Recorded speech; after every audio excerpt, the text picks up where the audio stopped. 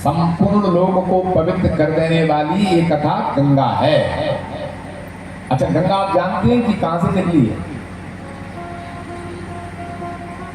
हैं? कहां से निकली है? गौमुख से, हिमालय से। हिमालय से गंगा निकली और कहां तक गई है? अरे भूगोल नहीं पढ़ते क्या भाई? हिमालय से गंगा निकली है और गंगा सागर में कलकत्ता में गंगा सागर जो है वहां मिल गई। एक गंगा वो है जो हिमालय से निकलकर समुद्र में मिल गई और एक कथा रूपी गंगा है जो भगवान शंकर की जटा से निकली। वो गंगा समुद्र में जाकर के मिल गई और एक भगवान शंकर के मुखारविंद से निकली कथा रूपी गंगा जो भक्तों के हृदय रूपी समुद्र तक जाकर पहुंची। एक वो गंगा है जो ऊपर से नीचे उतरती है और एक यह कथा गंगा है जो नीचे से ऊपर को चढ़ती। ये दोनों की धाराएं अलग अलग। उस गंगा में पानी भरा है और इस कथा रूपी गंगा में शंकर की वाणी भरी है।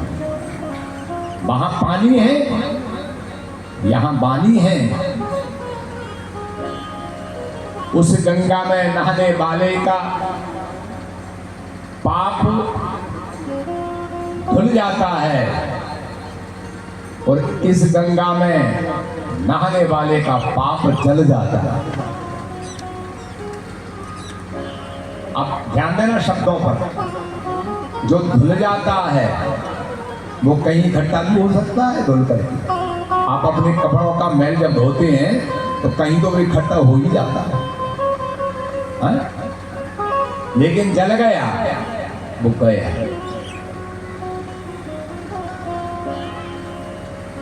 उस गंगा के स्नान करने वाले का पाप धुल जाता है, इसमें कोई संदेह नहीं है।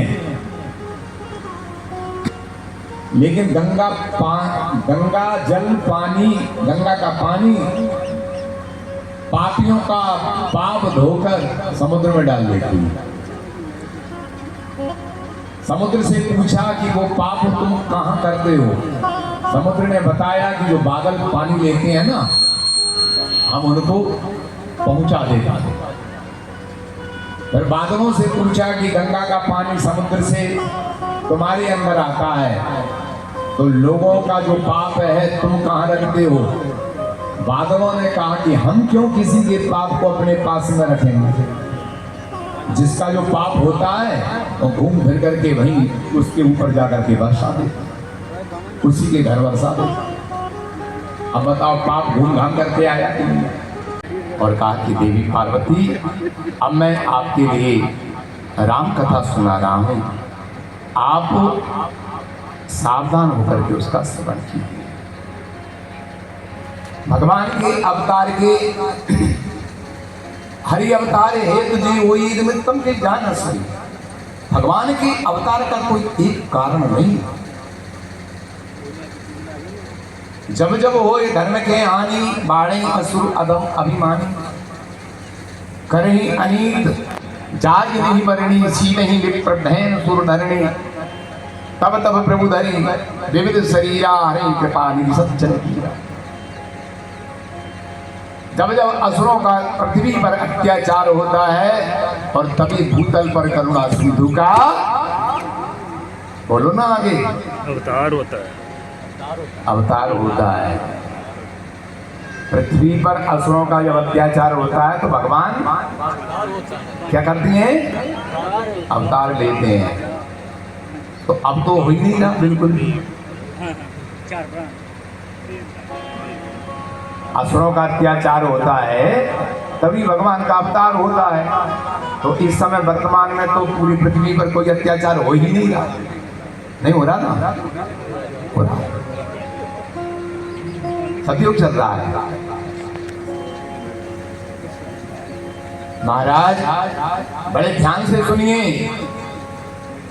सतयुग में भी अत्याचार होता था, त्रेता में भी होता था, द्वापर में भी होता था और कलयुग में भी हो रहा है। भगवान असुरों के अत्याचार से अवतार लेते हैं, ये बात पूरी नहीं है। असुर तो सभी युगों में हुए हैं, आज भी हैं। त्रेता युग के रावण की कहानी सुनते हो, वह दसमुख वाला था। और दसमुख किसे कहते हैं? जो एक मुख से 10 तरह की बात कहे, उसी का नाम दसमुख है। भले ही वो बहुत सुंदर दिखाई दिए, सुंदर धवल वस्त्र पहने हो, बहुत बढ़िया उसका वेशभूषा हो, समाज में कीर्ति हो, बहुत धन हो उसके पास, लेकिन यदि एक मुख से 10 तरह की बात कहता है तो वो 10 कंधर ही है। और आज कितने 10 कंधर होंगे इसकी कल्पना नहीं की जा सकती। आज भी रावण है,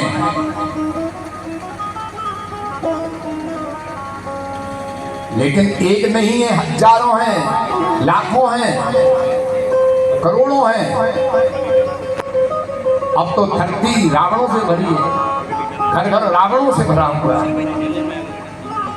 जिसका आचार ठीक नहीं है, जिसका विचार ठीक नहीं है, जिसकी नियत ठीक नहीं है, जिसकी दृष्टि ठीक नहीं है, जिसका कर्म ठीक नहीं है, तो क्या रावण नहीं है? बोलो।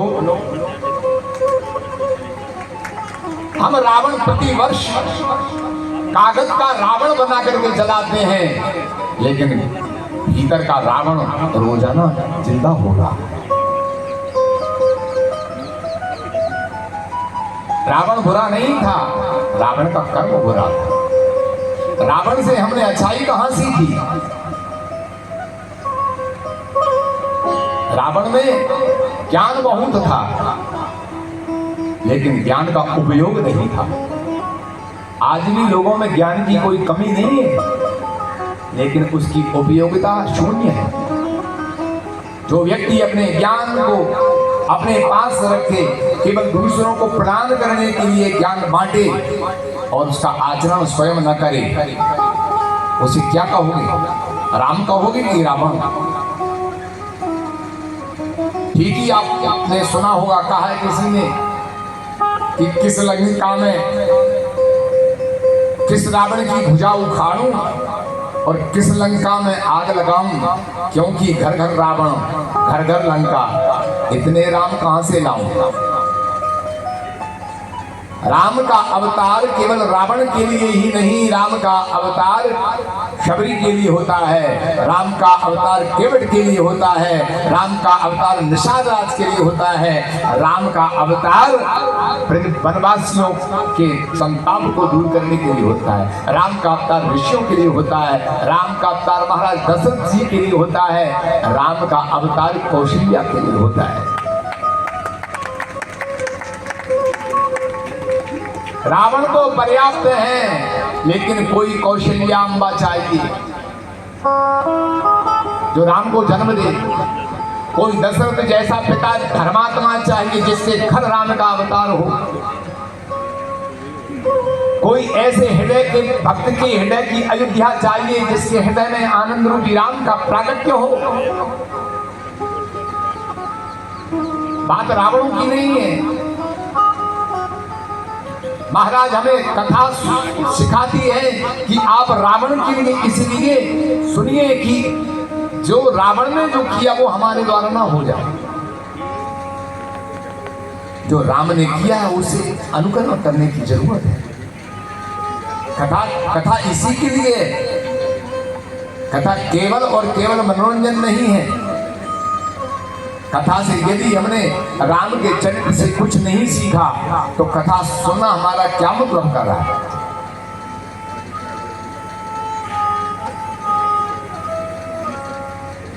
कथा चरित्र निर्माण की शिक्षा प्रदान करती है। राम का परिवार आप देख लीजिए, राम ने जगत के व्यवहार को ऐसा निभाया कि कोई भी व्यवहार न्यून नहीं रहा। राम एक बहुत सुंदर आदर्श पुत्र हैं तो आदर्श पिता भी हैं, आदर्श पति भी हैं तो आदर्श मित्र भी हैं, आदर्श राजा हैं, आदर्श भाई भी हैं। राम के प्रत्येक आदर्श को प्रत्येक व्यक्ति आज रामचरित्र सुन करके उसको बहुत समझने की आवश्यकता है। हमारा जीवन कहां चला गया, क्या करने लगे हम? हमारे घर टूट गए, हमारे परिवार टूट गए, हमारा समाज टूट गया, हमारा धर्म टूटा जा रहा है, हमारी संस्कृति विकसित होती चली जा रही है और हम आधुनिक उड़ान में जो पकड़ने वाली वस्तु थी उसको छोड़ गए और बहुत आगे बढ़ गए।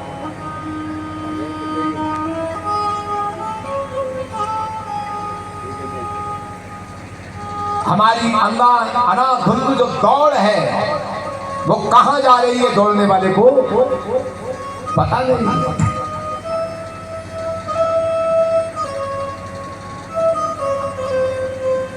एक आदमी बहुत तेज शाम का वक्त हो गया था, दिन ढल गया था, थोड़ा अंधेरा हो गया था, बहुत तेज मोटरसाइकिल को दौड़ाता हुआ चला जा रहा, उसमें लाइट नहीं थी, अंधेरा हो चुका था, लाइट नहीं। वो कहाँ का होगा, कलानौर का, अब पता नहीं कहाँ का होगा। बहुत तेज मोटरसाइकिल दौड़ाता चला जा रहा, लाइट थी नहीं और दूर से सिपाही ने डंडा बता करके कहा कि खबरदार तुम इतनी तेज चलते हो, इसमें लाइट नहीं है और बहुत तेजी से चल रहे हो। तो उसने कहा कि तू सामने से हटो, इसमें लाइट भी नहीं और ब्रेक भी नहीं। लो, लाइट भी नहीं है, ब्रेक भी नहीं है, ज्ञान का प्रकाश नहीं है, संयम का ब्रेक नहीं है और दौड़े चले जा रहे हैं। क्या होगा? ये राम की कथा हमारे लिए ज्ञान का प्रकाश और संयम का ब्रेक ये दोनों सिखाती है, तब हमारी यात्रा आगे संभव। हम यात्रा तो करने के लिए चल पड़े, दौड़ पड़े, लेकिन पता नहीं चले कहां जा रहे हैं। भगवान राम का अवतार करने के लिए होता है, उन्होंने उपदेश नहीं दिया, स्वयं करके दिखाया। ऐसा कोई अवतार नहीं जिसको भगवान ने अपने आचरण में करके दिखाया और भगवान ने सबको उपदेश दिया, लेकिन राम का अवतार तो ऐसा अद्भुत अवतार है कि भगवान ने पहले किया, इसके बाद में लोगों को बताया कि तुम भी ऐसा करो।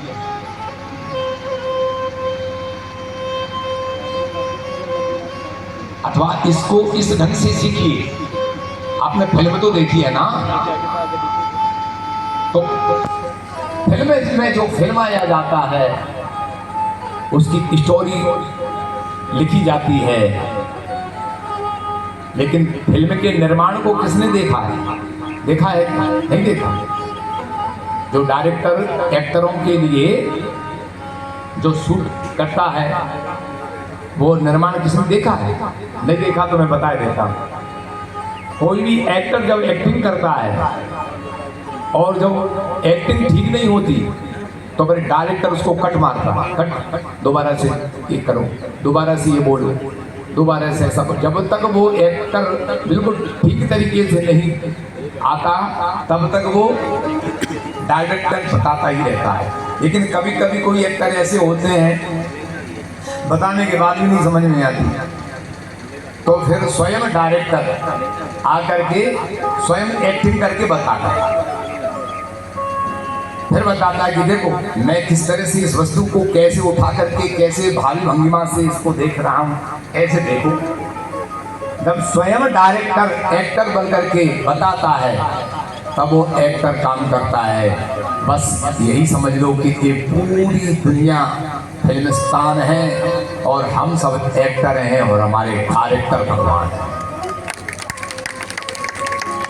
हमारे लिए भगवान ने एक्टर बनाकर भेजा है कि तुम मनुष्य हो, तुम स्त्री हो, तुम पुरुष हो, तुम पिता हो, तुम पुत्र हो, तुम भाई हो, तुम बहन हो, तुम संबंधी हो, तुम फला हो, तुम व्यास हो, तुम श्रोता हो। कितने एक्टर हैं, ये सब एक्टिंग चल रही। तुम साधु हो, तुम संत हो, तुम गुरु हो, तुम चेला हो, सबकी एक्टिंग चल रही है।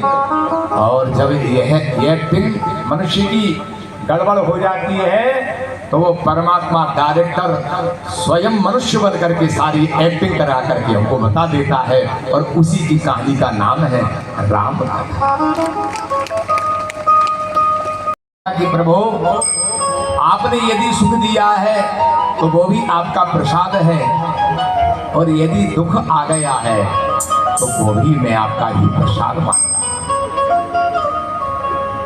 जहाँ तुम चलोगे वहीं मैं चलूँगा, जहाँ तुम चलोगे वहीं मैं चलूँगा, जहाँ तुम चलोगे वहीं मैं चलूँगा, जहाँ तुम चलोगे वहीं मैं चलूँ, जहाँ नाथ रख दोगे, जहाँ नाथ रख दोगे वहीं मैं रहूँगा, जहाँ तुम चलोगे वहीं मैं चलूँगा, जहाँ तुम चलोगे वहीं मैं चलूँ।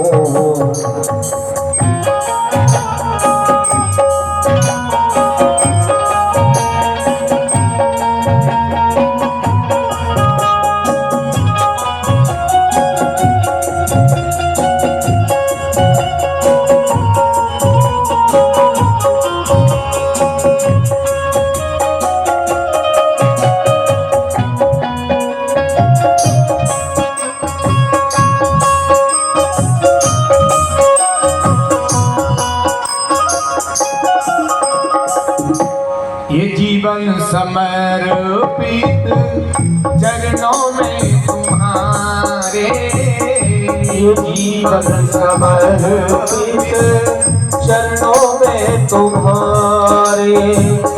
भगवान को कौन कौन समर्पित होना चाहता है, बोलो तो गायो ना मेरे साथ। ये जीवन समर्पित चरणों में तुम्हारे, ये जीवन समर्पित चरणों में तुम्हारे। तुम्ही मेरे सर्वस्व, तुम्ही प्राण प्यारे, ओ तुम्ही मेरे सर्वस्व, तुम्ही प्राण प्यारे। तुम्हें छोड़ कर नाथ, तुम्हें छोड़ कर नाथ मैं किससे कहूँगा, जहाँ ले चलोगे वहीं मैं चलूँगा, जहाँ ले चलोगे वहीं मैं चलूँगा। धर्म के प्रभाव से जलंधर हजारों नारियों के व्रत को भंग कर रहा है, तो भगवान ने जगत के कल्याण करने के लिए पतिव्रता देवी वृंदा का व्रत भंग करके दुनिया की सारी पतिव्रता नारियों के शील को और उनके व्रत को रख दिया। ये भगवान की महिमा। यदि पूरा ही शरीर नष्ट होने की कगार पर आ जाए तो समझदार आदमी को उस अंग को अलग कर देना चाहिए। ऐसे ही समाज में कोई व्यक्ति यदि दुराचारी हो तो दुराचारी व्यक्ति को नष्ट करके समाज को बचा लेना चाहिए। जलंधर का विनाश करके, और जब वृंदा को यह पता चला कि आपने मेरा व्रत भंग कर दिया तो उसने भगवान को श्राप दे डाला। उसके श्राप का भी प्रमाण मान करके भगवान अवतरित हो गए। और एक कारण और बताया, नारद श्राप दीन एक बारा, नारद साप दीन एक बारा, नारद साप दीन एक बारा, पलक एक से ही लगी अवतार,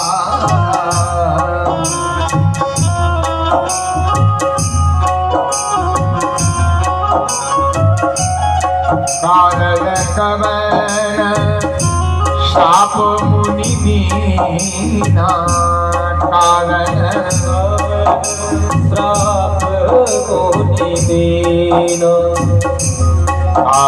अपराध रमापति कीना, अपराध रमापति कीना, अपराध रमापति कीना। नारद जी ने भगवान को श्राप दिया। ये बात सुनते ही गिरिजा बोली कि प्रभु, नारद जी तो विष्णु भगवान के भगत हैं, ज्ञानी हैं, ऐसा विष्णु भगवान ने क्या अपराध कर दिया कि मेरे गुरु को श्राप देना पड़ा? ऐसी क्या बात हो गई? आधा भाग कौशल्या को दे दिया, आधे में से आधा करके केकई को दे दिया, और उस पाव भाग को आधा करके कौशल्या और केकई के हाथ से सुमित्रा को दे दिया। ऐसी कथा भी आती है, जब सुमित्रा मैया अपने हाथ में दोना लिए थी, एक पक्षी ने दोना छीन लिया, आकाश में उड़ गया। मैया घबरा गई। सुमित्रा बोली कि मेरा प्रसाद तो ये ले गया, क्या अब मुझे कोई पुत्र नहीं मिलेगा? तब कौशल्या और केकई ने कहा, बहन, अभी हमने अपने भाग का नहीं खाया है, तुम्हारे भाग का ले गया तो हमारे भाग का आधा हम तुमको देती हैं। सुमित्रा को केकई और कौशल्या ने अपना आधा भाग का दिया और कहा कि देवी, अब तुम्हारे एक नहीं दो पुत्र पैदा होंगे। हाँ, उसी समय सुमित्रा ने कहा कि मेरे भाग्य का तो ये ले गया, लेकिन तुम्हारी कृपा से मुझे दो पुत्र पैदा होंगे, तो आज ही मैं संकल्प करती हूँ, मेरे दोनों पुत्रों, तुम्हारे दोनों पुत्रों की सेवा में समर्पित कीजिए। ये कितनी सुंदर कहानी, कितना सुंदर संस्कार, कितना बड़ा त्याग है। जिसके परिवार में ऐसी महिलाएं हो, जिसके परिवार में इतना बड़ा संस्कार हो, उसके परिवार में ही राम का अवतार होता है। जहाँ स्वार्थ, ईर्षा, जहाँ अपनापन, जहाँ होता है, वहाँ राम नहीं होते, वहाँ आता है, वहाँ हराम आता है। लेकिन राम तो कब आते हैं जब एक दूसरे पर त्याग हो। यही विधि गर्भ सहित सब नारी, और भई हृदय हर्षित सुखभारी। कन्या गर्भवती हुई, भगवान जब गर्भ में आए, आनंद छा गया, सुंदर योग है, अच्छी लगन आई, बढ़िया तिथि आई, सभी ग्रह अनुकूल हो गए, चर अचर हर्षित हो गए, राम जन्म के सुखमूल की प्रकृति बन गई। नवमी तिथि आई, सुंदर मधुमास चैत्र मास आया, शुक्ल पक्ष है, उत्तरायण सूर्य है, मध्य दिवस के ठीक रात दिन में 12 बजे जब लोग विश्राम करते हैं, उस समय शीतल मंद सुगंध पवन बहने लगी। संतों के मन में बहुत हर्ष छा गया। ब्राह्मणों की अग्नि जो प्रज्वलित थी, अग्नि कुंड में वो अपने आप जलने लगी है। सारे वन पुष्पित हो गए हैं, सब ऋतुओं को छोड़ करके सब पुष्पित और फलित होने लगे हैं। सरयू नदी दोनों धाराओं से झरझराती हुई बह रही है, अमृत की तरह धारा बह रही है।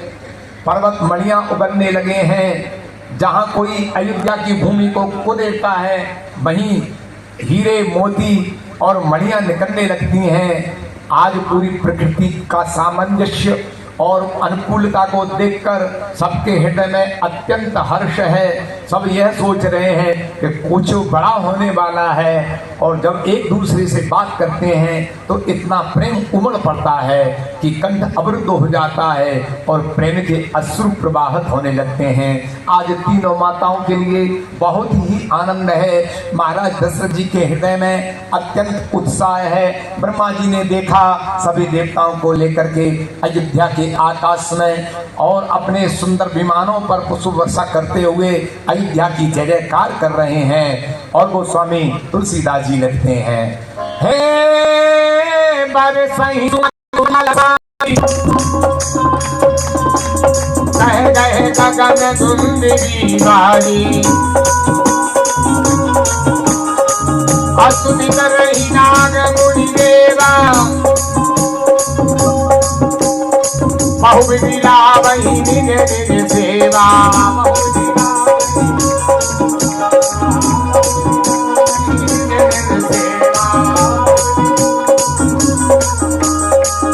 समूह विनती करी नगर रात प्रभु नगर के अकेले लोक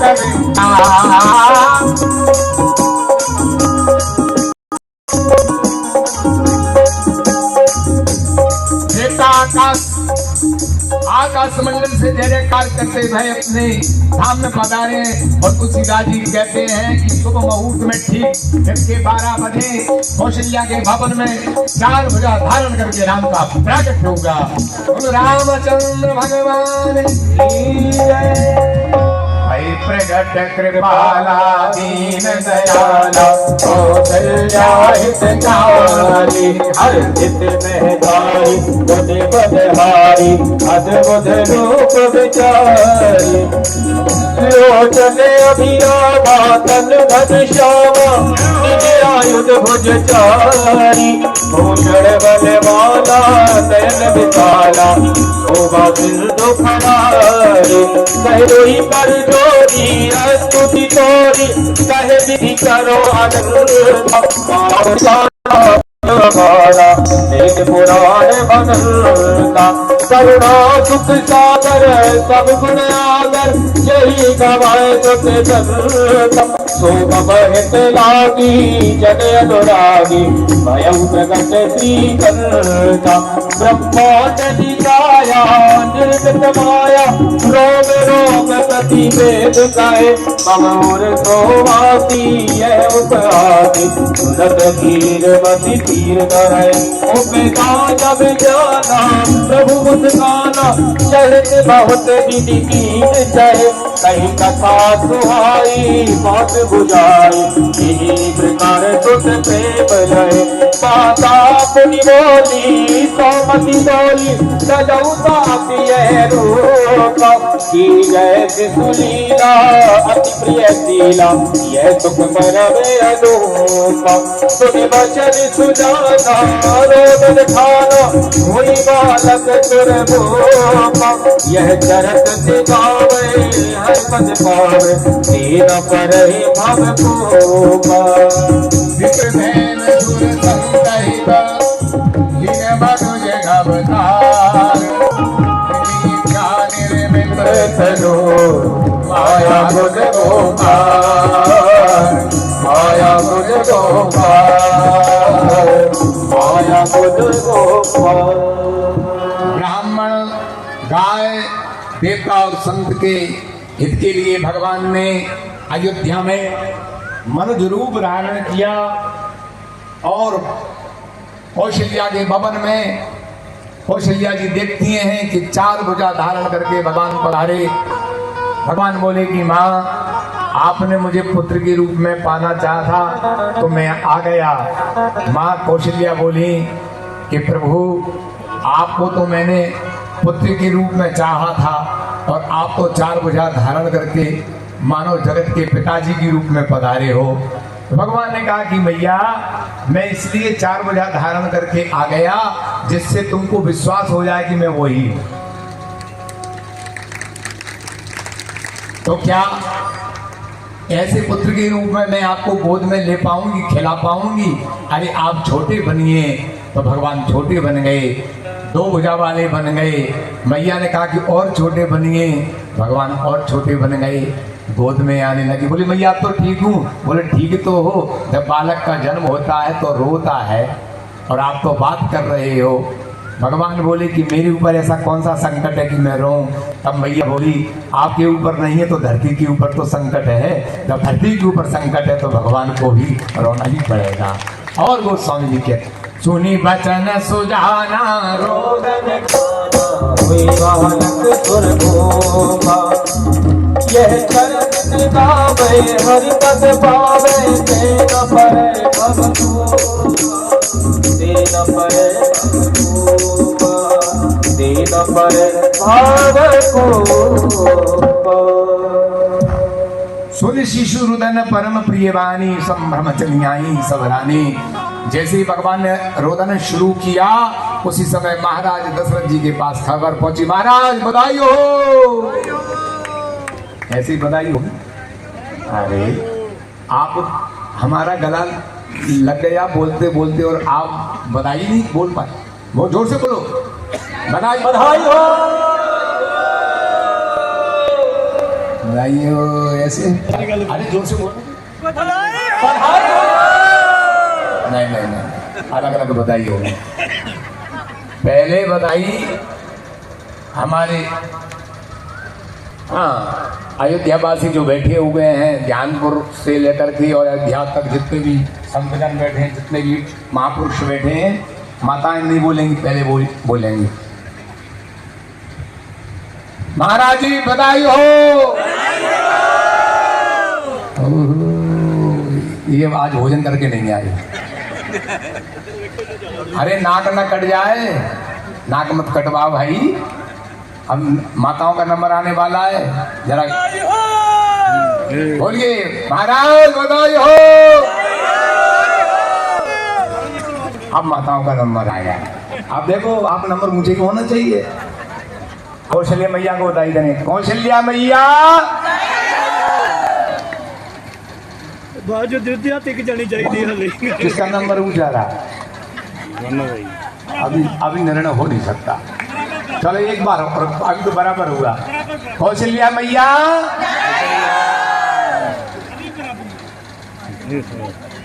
नई बात बनी है। अच्छा दोबारा सुनो। दशरथ महाराज बधाई हो।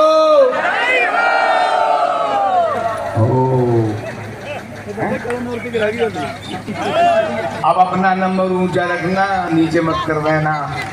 लंबी आवाज से पूरी सांस भर के कौशल्या मैया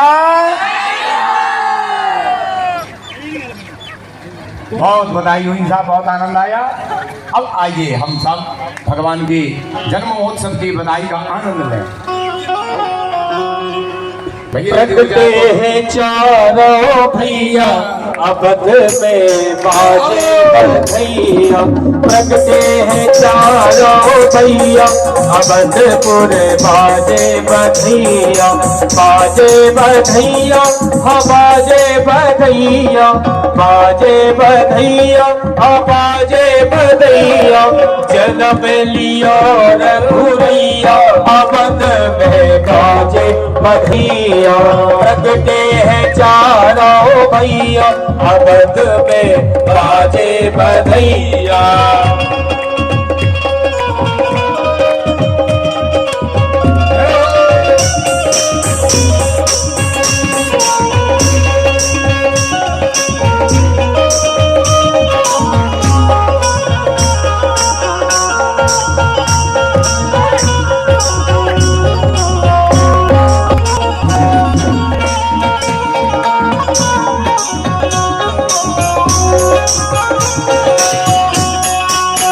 जगमग जगमग दियाला जलत है। जगमग जगमग दियाला जलत है। दियाला जलत है दियाला जलत है। दियाला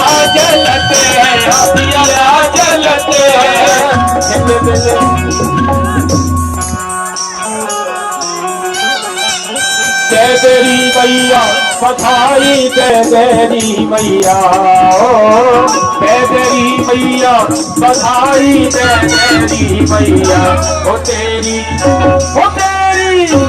तेरी गोद में आया ओ भैया बधाई ओ तेरी गोद में आयो लाल बधाई दे तेरी मैया ओ तेरी गोद में आयो लाल बधाई दे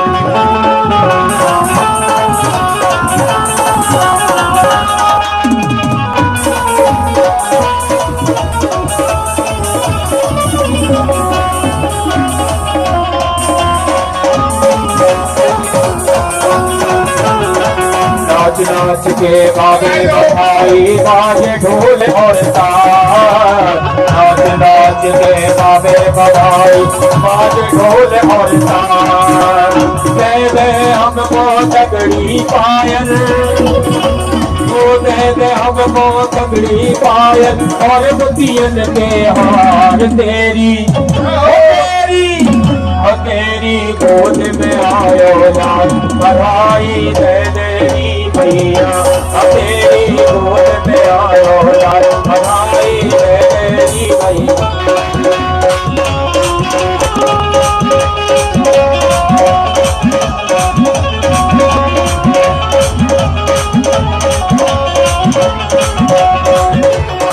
अरे भैया बधाई करने तो पीछे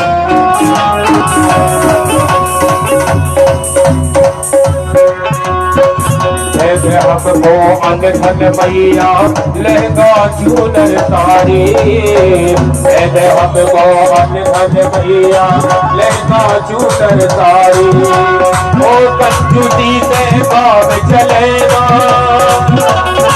कंजूसी से बाब चलेगा दे दे वो सरकारी हो तेरी गोद में आयो लाल बधाई दे तेरी मैया तेरी गोद में आयो लाल बधाई दे तेरी मैया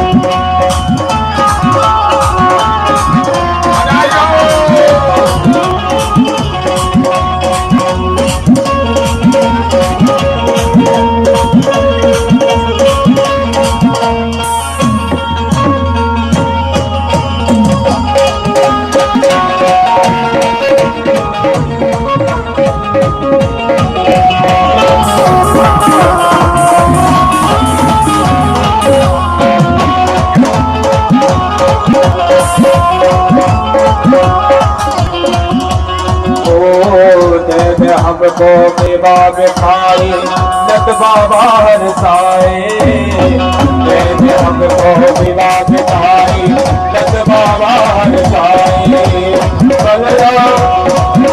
वो कंजूसी से बाब चलेगा कैसे वो सरकारी तेरी गोद में आयो लाल बधाई दे तेरी मैया तेरी गोद में आयो लाल बधाई दे तेरी मैया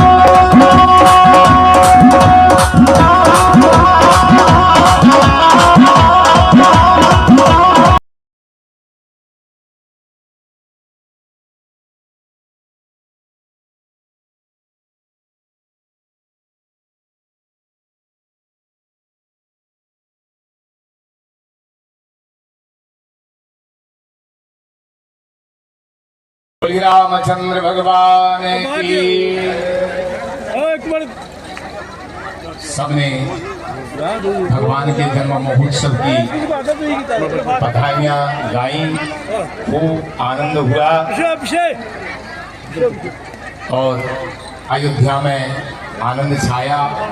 आप सभी के लिए व्यासपीठ से सभी भक्त श्रोताओं के लिए श्री राम कथा के अंतर्गत आज श्री राम जन्म महोत्सव की बधाई हो, बधाई हो, बधाई हो, बधाई हो। आइए, भगवान पल्ला में फोड़े हुए हैं और इसी अवसर पर हम उनकी आरती हरिओम चंद्रमा मनसो जाधिच्छो सूर्यो वजायत श्रोता द्वादश प्राणश मुखाग्निरजायत आरती रघुवर लाला की सवरिया नैन विशाला की आरती रघुवर लाला की सवरिया नैन विशाला की आरती रघुवर लाला की सवरिया नैन विशाला की कमल कर धनुष बाण धारे कबीलक कोटि काम हारे सिलौने नैनानक नारे अलक की वलक पलक की चलक पीठ पट हलक लटक सुंदर मनमोला की सवरिया नैन विशाला की आरती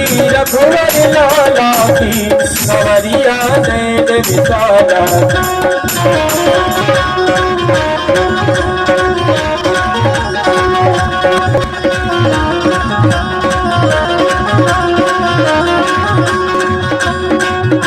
संगतिया सोआ की खानी विराजे जगत जगनी रानी प्रेम भक्ति रस की खानी भगत से भी लखन रण भी जाके भी समेता कौशल्या दी की हरिया नैन विशाला की आरती रघुवर लाला की सवरिया नैन विशाला की सदा तुम दीन हित मारे अदम के वट सबरी तारे गीत की करम गति जारे सुरत पाई कौशला भी रक्ष जगदी सखो हृदय दुख पाला की सवरिया नैन विशाला की आरती रघुवर लाला की सवरिया नैन विशाला की कर्पूर गौरव करुणावतारम संसार सारम भुज के द्वारम सदा वसंतम हृदय श्रवण भवानि सहतम भवानि त्वमेव माता च पिता त्वमेव वरद च सखा त्वमेव वेद्या द्रवं त्वमेव सर्वं मम देव देव त्वमेव सर्वं मम देव देव त्वमेव सर्वं मम देव देव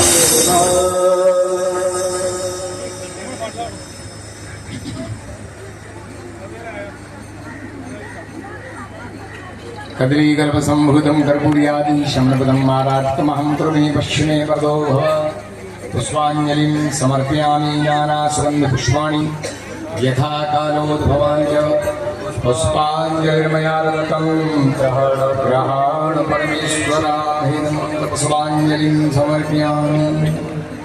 बोलिए सीतारामचंद्र भगवान की जय, अयोध्या धाम की जय, सरयू मैया की जय, तीनों मैयन की जय, चारों भैयन की जय। बोलिए अयोध्या धाम की जय, भगवान श्री राम की जय, भगवान श्री राम की जय, भगवान श्री राम की जय। हर हर महादेव, हर हर महादेव, हर हर महादेव।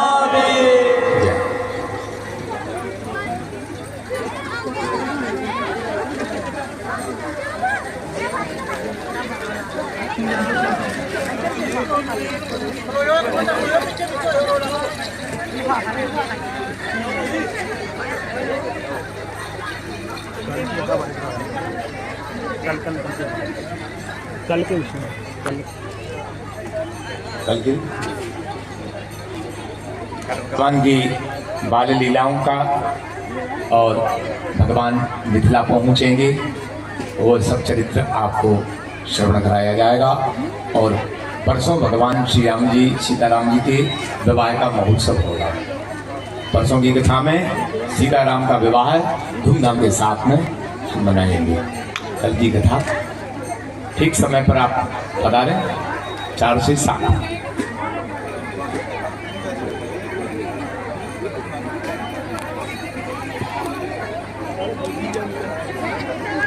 छुट्टा कितना है?